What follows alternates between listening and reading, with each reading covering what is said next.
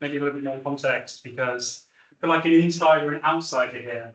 When I first started working here 22 years ago as an undergraduate BARF intern, and I did my master's degree in 2005, 2006, did my DPhil here afterwards, and I graduated in 2009, and I worked here for a bunch of years after. And I wouldn't normally say that, but there are some of the slides you'll see later where you'll start to see very familiar surnames on it. And it would be completely ridiculous to me not to mention that in the context of that. I also explain why you might think, oh, his ideas and his kind of work would kind of seem very similar to CGL, and that's because, you know, I've been around on that, so, you know, so also supervisor. So with that inside outsider kind of coverage, let me try and give a bit of an introduction. So within early childhood education policy making, as elsewhere, there's a growing trend for this to be informed, if not based on research evidence, with evidence from quantitative approaches to research, often given prominence. To evidence-based research, evidence-informed research. You might be aware of what works clearinghouse in the USA, what works centres in the UK, etc. And if you are keeping an eye on kind of global economic conditions, notice that purse strings are being tightened globally, and so there's ever greater demand for money to be spent that is informed based upon research evidence. In that kind of macro level, global, national framework of policy making, there is, whether we like it or not, practically speaking, there is particular prominence given to research evidence from the quantitative area of knowledge, sphere of knowledge acquisition, whether we like it or not. Therefore, when we think about policymaking, it's in across all areas. We'll drill down to education, early childhood education in a minute. The conceptual models that quantitative researchers use, they leak in to policy making. And they have to leak in because the conceptual models are the representations of the world that the quantitative researchers are using. They end up producing narratives that are informed by these conceptual models, and they end up needing to communicate that understanding of the world through to policymakers. Policymakers need to understand it, if not accept it. If they want their evidence, if they want their policy to be based on that evidence or informed by it, there's pressure for them to take on and adopt the conceptual models from quantitative research. Okay. We know conceptual models in quant research are important. They leak in to policy making in all areas, and early childhood education is no exception. What responsibility do we therefore have as researchers who are critical, who have metacognition, who are aware? We need to apply the same level of criticality and scrutiny to these conceptual models, running into policy making and then for into practice, as we do to the research evidence itself. And that's what today's talk is about. One common problem with the conceptual models that are used by quantitative researchers across at least social and health research, all areas, and into policy, is that they commonly produce disconnected narratives concerning inequalities in child outcomes versus inequality in access to public services. These are commonly separate narratives being produced in these two areas by research, and that feeds into policy. And this has been going on forever, so as I can see, for as long as possible. What this talk therefore does is it covers this broad issue within childhood education and presents a real practical alternative to these separate narratives, these separate conceptual frameworks. A practical alternative that integrates them. Okay? It integrates them together. It tries to give you evidence for the merit of having an integrated conceptual framework, both for research and for policymaking. And then it tries to show that in practice by applying it to empirical research. Okay, that's what we're going to try and do. But keep in mind, if your area is not necessarily early childhood education, this applies to, as I said, any area concerning child development, child health, or education as well. So, you know, SEND, for example, or any other particular area you might be interested in. What is the contents then? We've broken it down into 6 different sections. We're going to look at how current conceptual models commonly link backgrounds, child development, and early childhood education.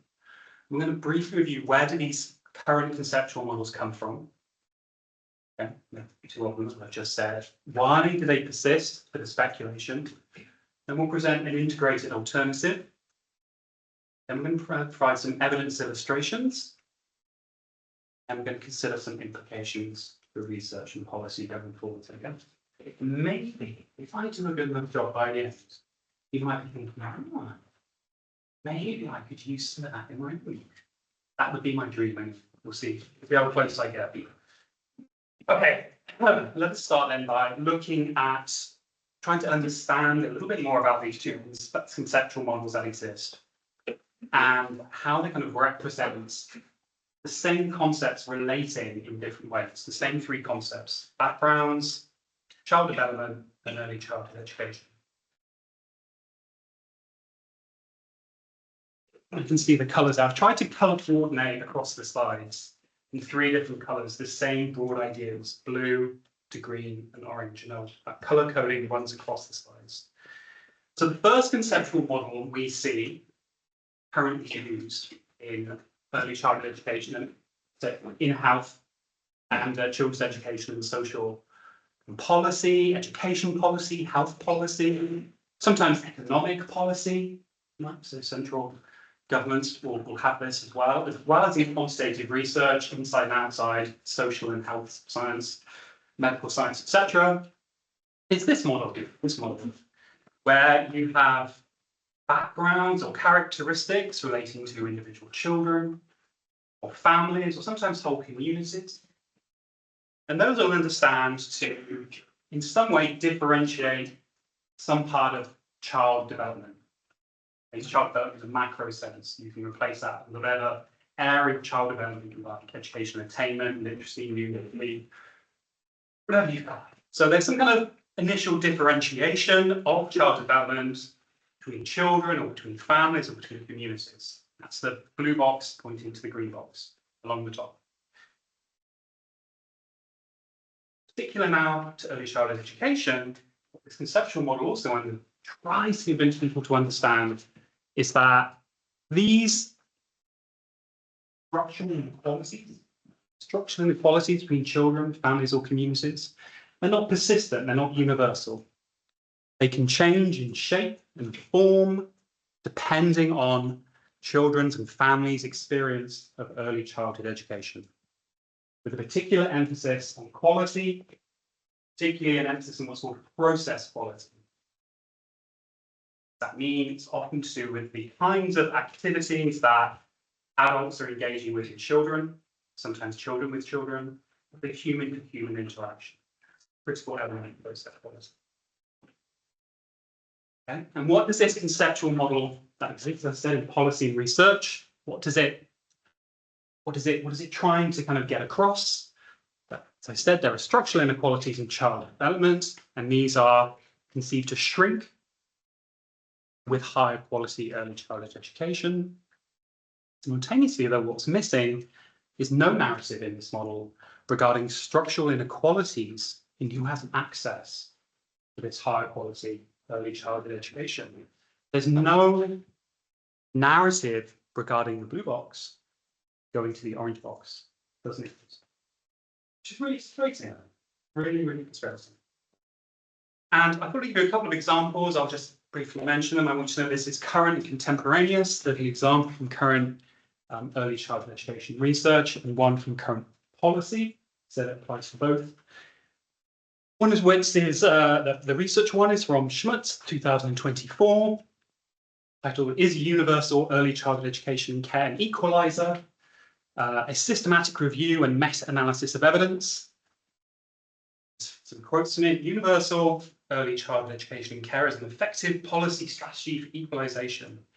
Disadvantaged children benefit from ECEC throughout their lives. Low SES, socioeconomic status, children benefit more in the non-cognitive domain than high SES children. Exactly speaking to the picture.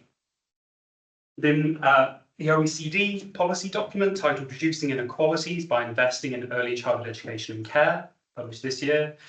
They say for early childhood education and care policies to mitigate inequalities, two conditions need to be met.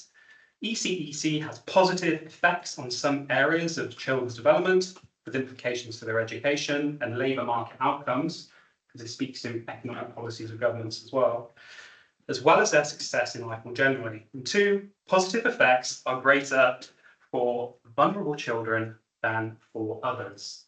Again, no mention of structural inequalities in access to early childhood education, completely missing.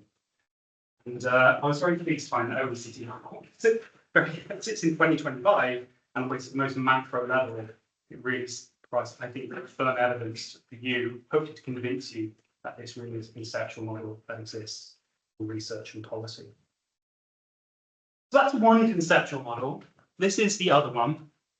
This is to do with inequalities in access to early childhood education and how these foster developmental differences. Here we've got the three same boxes, color-coded, so if you're at the back you can still see, but they are linked together differently now. The arrows linking them together are completely different. This conceptual model is used in narratives explaining structural inequalities in access to early childhood education and/or access to higher quality early childhood education. In this model, this conceptual model, structural inequalities in child development are often ignored or simplified. Okay? And you can often also find this relationship broken down into the pairs of concepts. This is the most crucial one. Structurally, some kind of differences between children, families, or communities is related to the difference in access to early childhood education. Sometimes it's taken forward. They say, okay, because there are structural differences in access, there are therefore also structural differences in access to higher quality, and therefore also structural differences in child development, which of course just flows on as a consequence of higher quality early childhood education, right? It just flows on logically. There's a simplification where it is presented at all. A couple of examples for you below. One of which is from academic examples from Hermes et al. 2025, application barriers and socioeconomic gap in childcare enrolment. This is from the Journal of the European Economic Association. Why are children with lower SES substantially less likely to be enrolled in childcare? We find substantial equity enhancing effects for closing, they randomly assign kids to different kinds of preschool. I don't know how they got away with it. Closing half of the SES gap on childcare enrolment. It's all about equalising access. And from policymaking, we have a Sutton Trust publication here from 2024 called Inequality in Early Years Education. There is a substantial gap in development between the poorest children and their better off peers before the start of school. The early years are crucial to narrowing this gap. However, the existing system in England provides less time in early education and care to the children from low-income families who stand to benefit the most. Okay. You can clearly see separate narratives despite the same concept. So where does this take us then? For me, I would suggest you should ponder, maybe be persuaded. There's a bit of a disconnect, a bit of a potentially artificial disconnect in a narratives on inequality here. We have, on one hand, we can call it model one, conceptual model one, early childhood education in the context of structural inequalities in child development. Conceptual model two on the left, structural inequalities in access to early childhood education. Now, I'm not saying either of these is wrong, neither of them is wrong. And each is used in different narratives regarding structural inequalities. But I would suggest, is are we missing opportunities to reduce structural inequalities by persisting with this approach, by persisting with maintaining these two conceptual models? Are we missing opportunity to do more? If we are missing opportunity to do more by persisting with these, then I think that's a severe problem, however you like it. Professionally, ethically, pragmatically, but whatever you are as a stakeholder, a researcher or a policymaker, or even somebody in charge of purse strings, those are our individuals. Yeah. So are we missing a trick by not working towards some kind of integration? But before we potentially move there, we need to ask ourselves a more fundamental question, which is, how did we end up in this position? Where did these conceptual models come from? And why they persisted as separate narratives in parallel? Where did they come from? Why have they persisted? Once we know about that, we can look at integrating them, we see some merits in their integration, and we can think about the implications of that integration. So let's move forward then, and let's consider where these conceptual models came from. And that is no small task. And we're going to have to take a bit of a historical lens to this. Okay. Now, there are many different narratives, historical narratives I could present to where these conceptual models came from. Again, because there's a broader issue here beyond education. Okay, but we're focused on education here, and there's a narrative, at least within education, historical narrative on where these came from. And I'm going to wind the clock back, heavy days, 1966. No, I was not alive in 1966, but definitely different times. And we go back to a particularly famous report from the US. Coleman Report, 1966. This was focused on education abroad.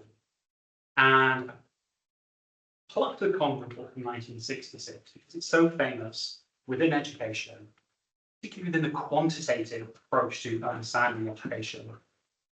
It led to a huge range of responses over the preceding 30 years, maybe 20, 30 years.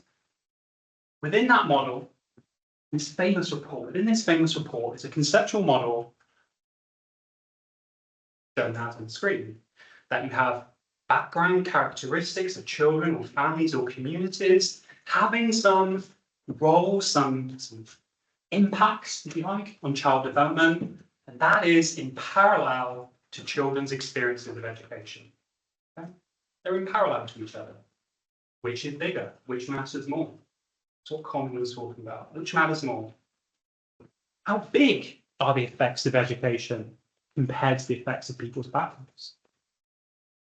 And Coleman commonly cited as saying, not accurately, there's a lot of debates even on that, is that Coleman says that the experiences of education on child development are, at the most macro level, smaller than the effects of children's backgrounds and family backgrounds.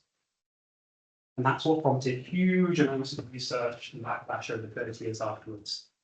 But the conceptual model, background, experiences of education, parallel effects to where things started from, at least in education. So argued why? It's 1966. Let's take that forward then, at least into the 70s through 90s. I was alive at least a bit of that, okay? At least it takes. One of the reactions to the Coleman Report within academia, within education academia, was the emergence of a subdiscipline called school effectiveness research, which responded to the Coleman Report by disagreeing with it quite vehemently. This is a very sledgehammer, unsubtle approach. There are methodological limitations in what Coleman did. We need to advance the field of the particular quantitative approaches in this area, were particularly prominent at the time in America, the UK, and the Netherlands, as well as other parts of London. Okay, so in their kind of reaction to the Coleman Report, and they developed in lots of different areas, substantive models and methodological approaches, multi-level modeling, something that came out of this in the 70s from Bristol, or hierarchical linear modeling, it's called in America, it's developed in parallel. So the big reaction to the Common Report. As they were kind of developing more subtle understandings of the impacts of education, they developed a more sophisticated conceptual model of how families' background, children's backgrounds, and experience of education, how they function in relation to one another, have an influence on child development. Move towards that conceptual model, they move towards, stop to being about, is this effect bigger than that effect? They started to understand that there might be some kind of combined third effects, some kind of inconsistency in the effects of schooling for different kids, or that just because you come from a certain background doesn't mean you're predetermined, all of you, for a certain outcome. Right? That's not how your experience of education has worked. It's not how the world works. So their conceptual model started to develop, started to change. So I've illustrated here. What the terminology we use in quantum research for this was an interaction. Now, you might know about interaction effects because they are ridiculously common. It's taught at undergraduate level in all of the social sciences and health sciences, internationally, I think. You might think, okay, I understand interaction, James. What is that picture? We've talked this before. What is that illustration? So this is brief aside, but I should explain at least the picture to you. Interaction effects have been talked about for 50 plus years, and they're commonly taught to undergrads, right? Standard training. But it's often not done with, people often not given an illustration of them. And this is a particularly rare exception, and it's come from methane and methane. This is one of the few illustrations of an interaction. You have an arrow coming from both boxes, they combine together into a single arrow that then goes across. I want you to understand the diagram and understand I didn't make it up. You want to understand who these methane people are? That's Banks and Linda Methane. Banks is probably the world's leading statistician in structural equation modeling, maybe. It's not totally unreasonable, and he probably has been for maybe 20 years, 25 years. He's so famous at it, he ended up quitting his professorship just to make more money because academia was holding him back. I mean, if you're getting to that stage, then yes, you know, there's a lot about his status.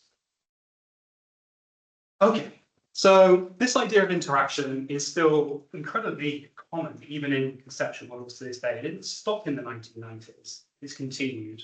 But as we exited the 1990s, this understanding changed again. We'll get to that on the next slide. Again, though, what we're lacking in this conceptual model is there's still no accounting for structural inequalities in who is accessing education. There's no link between the blue and the orange. Nothing. Still nothing there. That narrative's missing. I'll give you an example from ECE, some Reed and Reddy in 2013, an article titled High Quality Preschool, the Socioeconomic Composition of Preschool Classrooms and Children's Learning. This quote for you. For expressive language, the results indicate that socioeconomic composition, and that's of the classroom, and instructional quality interacted to promote children's learning. The language of interaction is there. The conceptual model still exists. So that was when we got in the early 2000s, and I was alive in the 2000s, just reinforce that. In fact, when I was working here and onwards through my postgraduate, which will be very familiar to you, by a number of you, we started to see the development of a new conceptual model. And this new conceptual model moved from that interaction-based model. It took an idea from psychology. Fortunately, I had an undergraduate in psychology, so I was able to, go with the flow. And the new conceptual model that started to emerge in education, in early childhood education, was one of what's called moderation, as opposed to interaction. And Kathy and I had many a discussion about moderation 20 plus years ago. And we moved to this current conceptual model, which I've already shown you is still used today in policymaking and research. It really started to spread from the 1980s onwards from a unbelievably famous journal paper by Barron and Kenny, 1986. Round the side, if you've ever heard of the 1986 Barron and Kenny paper. Okay, if you haven't, it's the 17th most cited paper in the history of the world, all disciplines, all areas, that includes nuclear physics, genetics, etc. The 17th most cited paper in the history of the world with over, I don't know how many page citations they got, you can look that up, 20,000, 100,000 citations. It's a stats paper from psychology. I kid you not, and it's about this idea of moderation. Okay? So this is a non-trivial concept. Again, across all disciplines. Came from the 80s, but I got to got into the 2000s, it had leaked everywhere. I even watched it leak into systematic lit reviews. Okay, so when systematic lit reviews started, there was still a debate about what a common methodology was for systematic lit reviews. And I think about 2010, I started seeing systematic lit reviews start routinely including moderation as a concept. And I couldn't believe it. I spent this time learning moderation from psychology, and that was a standard part of systematic lit reviews. And I thought, gosh, this idea is ridiculously commonplace. Okay, so moderation is everywhere. How did it come into education? It is a directional hypothesis, a directional concept. The interaction we had before is about things working together. How are they working? There's no causality there. With moderation, there's causality. Experiences of education, change, drive, cause for change in how backgrounds and characteristics relate to children's development. Causal. If it's causal, you can have more specific conceptual models developed. Okay. However, as we've already talked about, there's no space in this conceptual model for background characteristics to differentiate your experiences in education. Nothing about structural inequalities and access.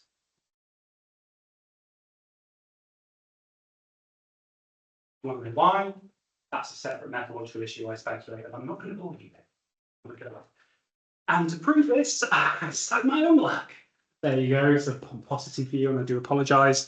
From 12 years ago, which is my DPhil, which took this model, used this model, and started to produce some of the world's, literally the world's first evidence of early childhood education's capacity to have these effects. Right? Pardon my DPhil. That's where we were. Now, conceptual model 1. That is the most complicated conceptual model. This is much simpler. This is the conceptual model about structural inequalities in access to education. Top row is what you call core relationship. Who gets what, how much, where, when, etc., etc. Often in this conceptual model, you can find additional relationships then tacked on the end. We talked about this already. I shouldn't belabor the point.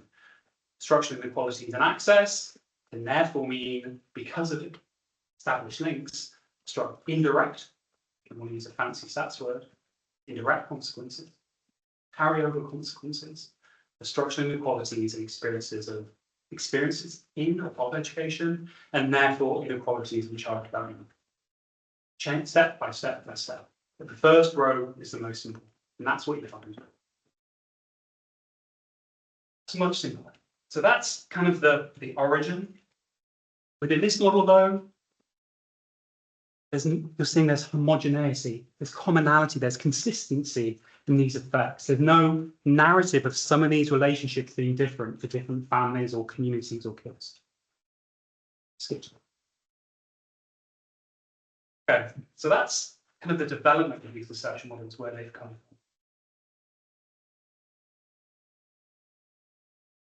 Why do they exist? Well, why do they still exist? Why are we still living in a world where the same concepts, background, experiences in education and child development are tied together in two different conceptual models? Same things, when talked about in different ways, all the way through into macro level policies. Speculate. Best I can do is speculate, and I would suggest there is value for adhering to establish systems of knowledge acquisition and establish systems of knowledge communication. particularly when working at the interface of research and policy making. If you're a researcher and you need to convince a very busy policymaker that your new findings are something they should be latching onto and basing some economic spend or some government policy making, better be talking the language that they can understand and appreciate. So if you have to also simultaneously explain to them they need to transform their understanding of the world, you're facing a very difficult pattern. There's a need for kind of common language, common communication to cut across. And that's a self-perpetuating cycle. The more it's done, the more it persists, the more it carries over. That's one reason. Quite hopefully defensible, maybe persuasive to you about why these separate narratives have continued. Okay. We've covered examples here. You might not be familiar with these quality works, access is unequal, common phrasing that I can use. So that's one example.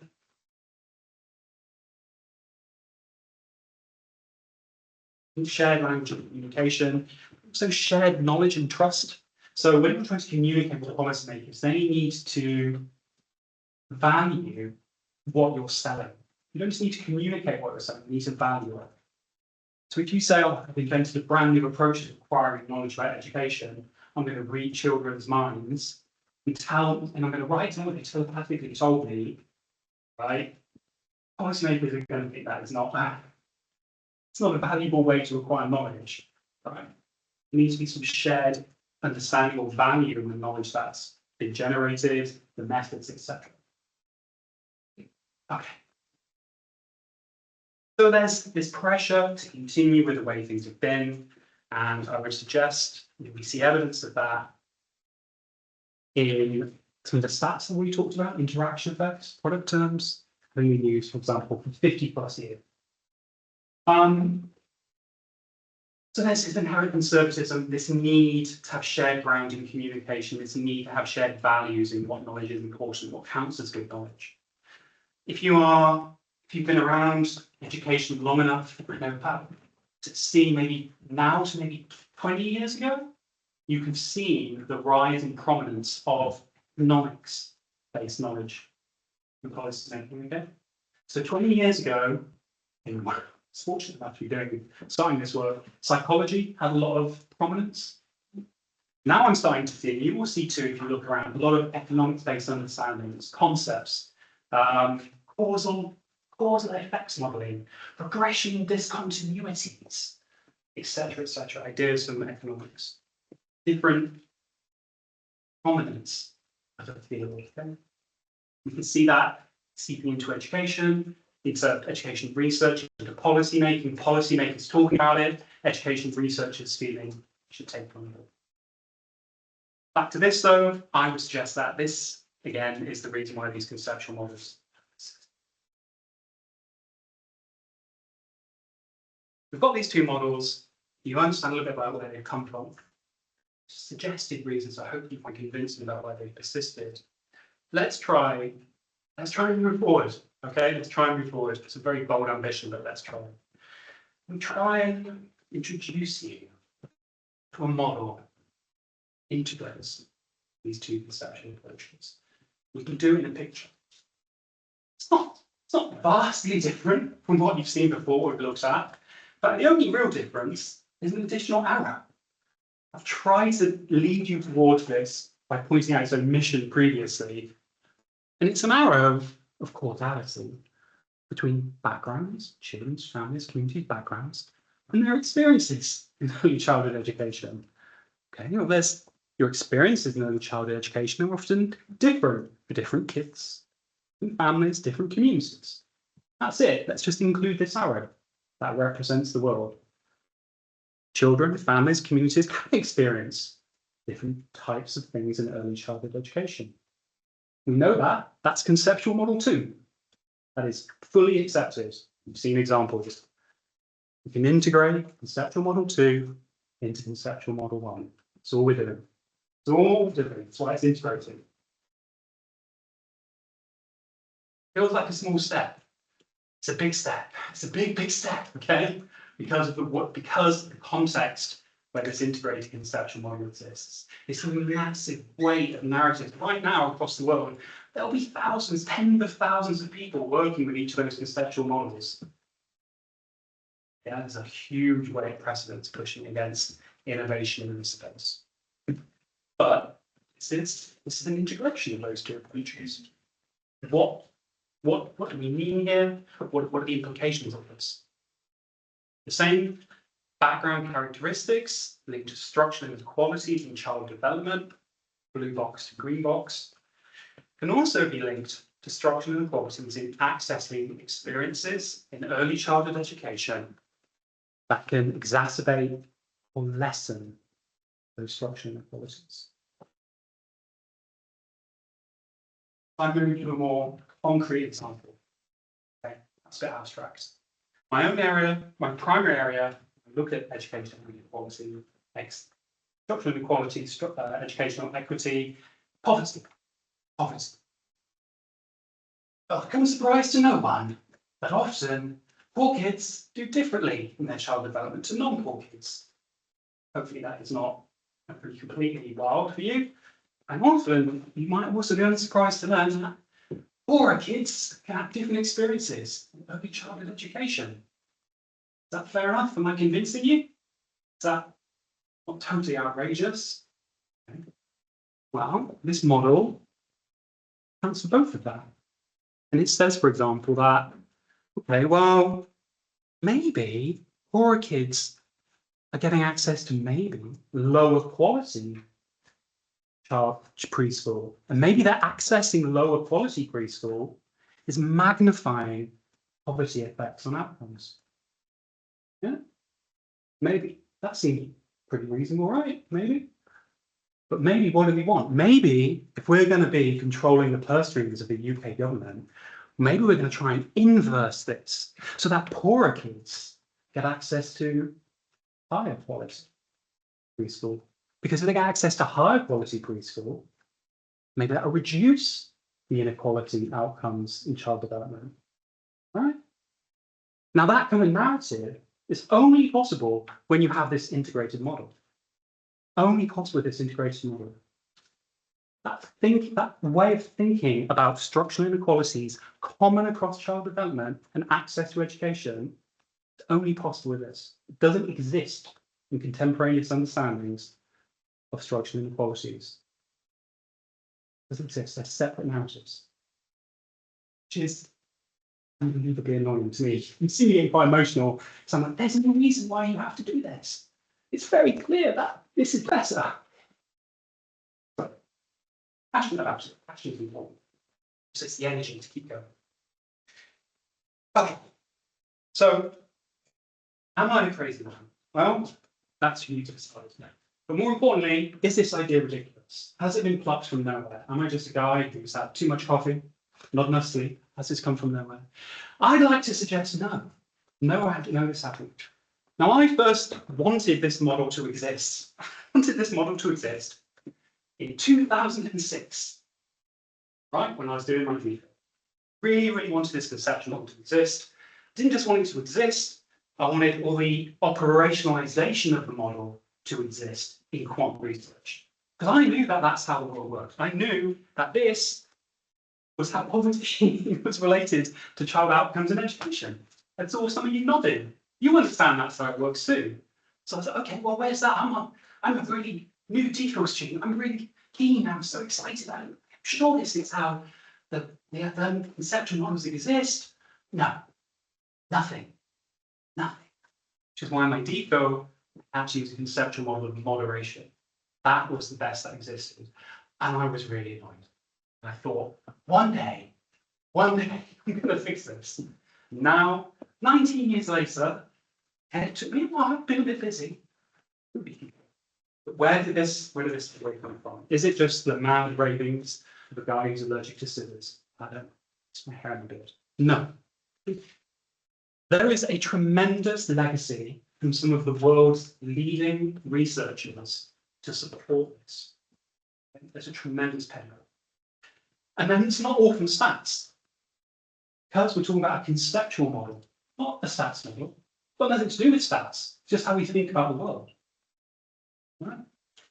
First time I came across this model was in a picture format by someone called Anne Maston, who was arguably one of the top 5 professors in the history of developmental psychopathology, maybe developmental psychology, top 10, unbelievably famous.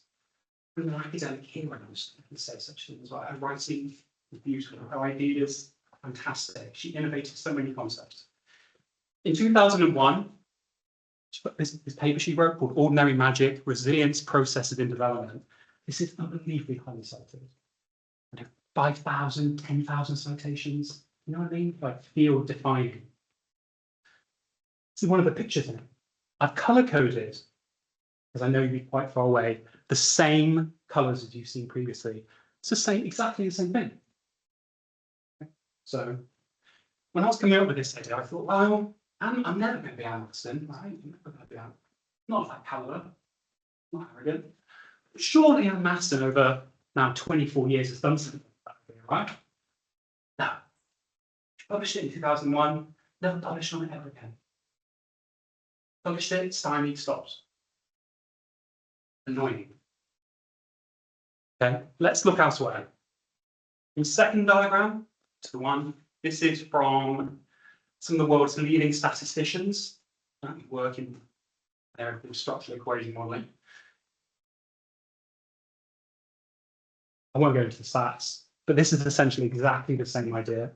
And this is their visualization of an idea that was originally published in 1984 by authors called James and Brett, mediators and moderators.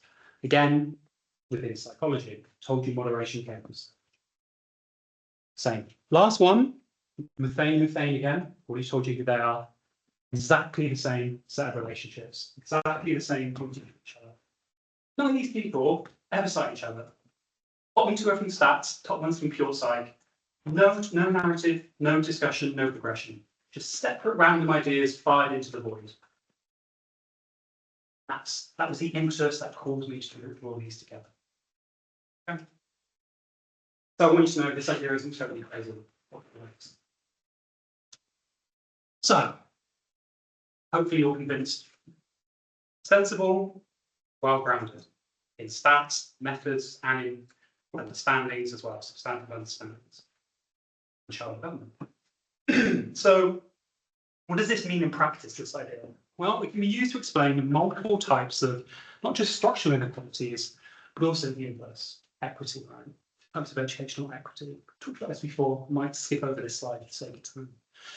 So ultimately it's to do with who gets what, how much of it.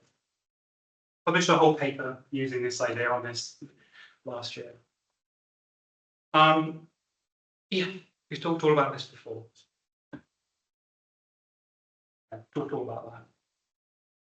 We can talk a little bit about this as well, which is where does policy fit in this? If you want to reduce structural inequalities, if you want to foster equity in child development, this integrated conceptual model shows that there are two levers, policy levers for you. You can change who gets what. You can change places, fees, hours, transport, even information made available. You can change all these. Subsidise fees, you can subsidise transport, 3 hours, it's a big thing in the UK. Places, it's one policy lever you can change. That's the blue box to the orange box. You can also change the nature of the experience of early childhood education. That's the orange box, the arrow line. Pedagogy that's taken place. Workforce training, staff-child ratios, even the nature of the workforce, such as making staff members less transient. You could pay them better. That must attract people to the workforce. Compare classic examples, compare the salaries of teachers in Finland to those in the UK. So you've got these two levers, who gets what, and then what they get when they're there. These are the two policy levers. And with the integrated conceptual model, these are part of the same narrative. At long last, they're part of the same narrative. So this model helps policymakers understand what lever matters. Sometimes it's who get access bottlenecks. Sometimes it's practice quality. Often it's both. But what is the situation in the context you're looking at? National context, local context, city context. What is the context of different kinds of groups you might be concerned with? Is, I don't know, EAL children, for example? What about their access? What are they experiencing there? The model is scalable from macro national policy down to individual needs of individual children. Okay, applies across SEND, etc., etc. Conceptual. Some of you are still paying attention. I'm grateful. It's great. I'm trying to pay attention myself. Maybe I've convinced some of you of the merits of this. Now let me try and give you a little bit more evidence, which comes from empirical applications. No stats. Let's see any equations or numbers. Apart from those from that picture. So when we developed this airbag moderation idea, which is being applied to develop this integrated concept, it wasn't just fired off from the dark. It brought together the stats, methodological thinking, the philosophy, the whole thing, put it all together, said this is a way of thinking about the world that is directly translatable into stats. We know that's important because of the role quant has in policymaking. It's no good just doing an man master's and having a nice idea that is disconnected from the stats follow-up, because in 24 years, even as the world's lead researcher, it's not going to go anywhere. We need to help people follow through with that. So this paper, the airbag moderation paper, published in 2020, does all of that. You just got to follow the instructions. Okay? So all you have to do is just follow the instructions, and you can use this integrated conceptual model. So let me give you a couple of examples of it in application for existing early childhood education data sets. Okay? It shows the utility of the module, integrated model, conceptual model, towards rethinking how structural inequalities in child development relate to early childhood education, and the utility of the model towards how we can advance research knowledge in this area. 2 slides, one of which is being used in data from it's called the Families, Children and Childcare Study, C. Silver et al. 2007. Should let you know I entered some of this data myself as an undergraduate intern here in 2003. So it gives me great pleasure to actually have had some utilities my data entry 22 years ago. And this data is publicly accessible. It's a prospective longitudinal study of 1,200 UK children from birth to school entry. The model, I'm not going to talk about the stats model that was applied, it's covered in that paper. But you can look at the picture, and there's a text description of what's going on. What did we find when we went to show the utility of this model? We found families from higher socioeconomic backgrounds were likely to use early childhood education for more hours. And this greater usage of early childhood education was found to widen socioeconomic gaps at age 4, in age 4 non-verbal cognition. Okay. Wealthier families using early childhood education more usage of it, longer hours, widen the gaps between rich and poor in age 4 non-verbal cognition. Pretty straightforward, right? Never been found before. Remember, this is knowledge that has been prevented from existing because the conceptual model didn't exist. Why? Have a look now at the application model to the ECI data set. In this case, C. Silver et al. 2004. Didn't enter the data here. I did do my default on this data. You know why? I gave it inside, outside, intro at the beginning now. Again, the data are publicly accessible. This is a prospective longitudinal study of 3,171 kids from 3 years to adulthood. Here, when we apply this conceptual model and the associated stats I'm not going to tell you about, what do we see? We can find that families from Black Caribbean backgrounds were more likely to use centre-based early childhood education characterised by more inclusive early childhood education practices. And attending such a setting was found to reduce ethnicity gaps in age 4 verbal cognition.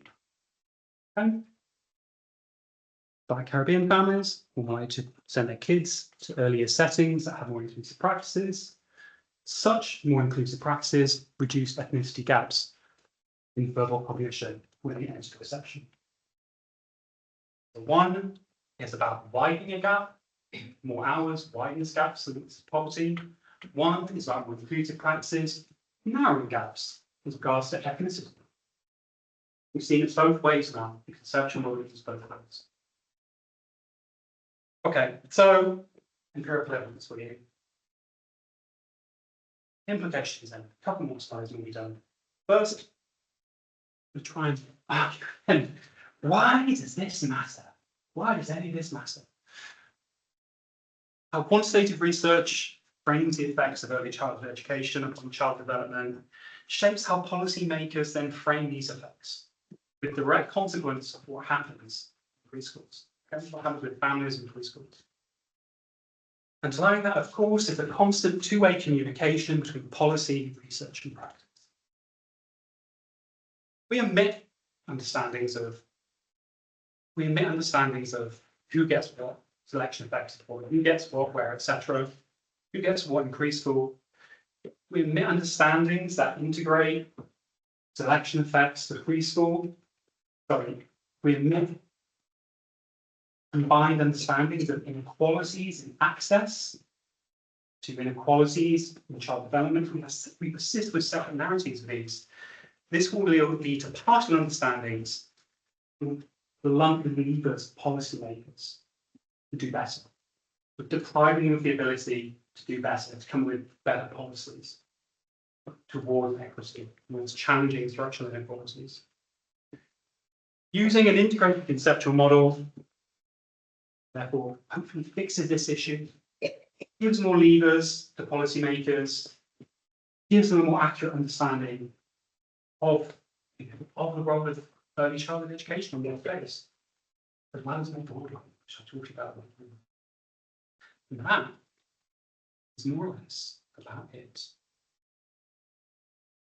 I've got a little bit of time for comments and questions. The question, if you need to take away, is what access or practice lever do you move first in this space if you had the opportunity to? If you want to take any ideas forward, there are a couple of key papers there. There's obviously peer-reviewed and published. And if you have any questions about this, you are, of course, most welcome to email me. I will make the files available to you, and you've got full references on that to follow with your discretion. Without further ado, let's adjourn.